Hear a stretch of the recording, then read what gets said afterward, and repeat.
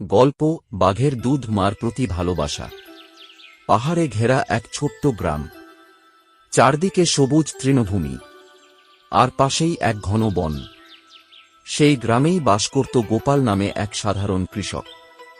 তার ছিল এক সাদা রঙের গাভী, যে ছিল শান্ত ও দয়ালু। একদিন সেই গাভীটি বনের ভেতর ঘাস খেতে গিয়ে দেখতে পেল একটি ছোট্ট বাঘের ছানা ক্ষুধার্ত অবস্থায় কাঁপছে।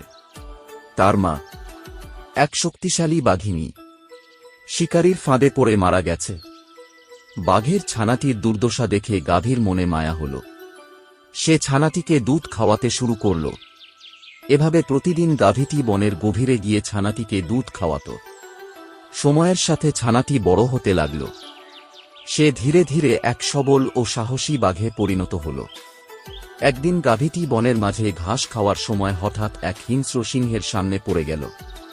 সিংহটি তাকে আক্রমণ করতে উদ্যত হল। ঠিক তখনই বিশাল এক গর্জন করে সেই বাঘটি দৌড়ে এসে তার দুধ মা গাভীকে রক্ষা করল। সিংহটি ভয় পেয়ে পালিয়ে গেল।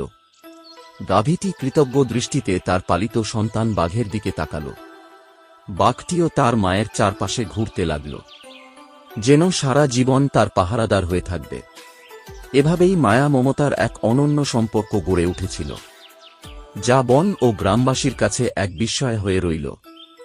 গল্পের শিক্ষা হল, ভালোবাসা ও দয়া যে কোনো বন্ধনকে শক্তিশালী করে তুলতে পারে, এমনকি তা ভিন্ন জাতির মধ্যেও।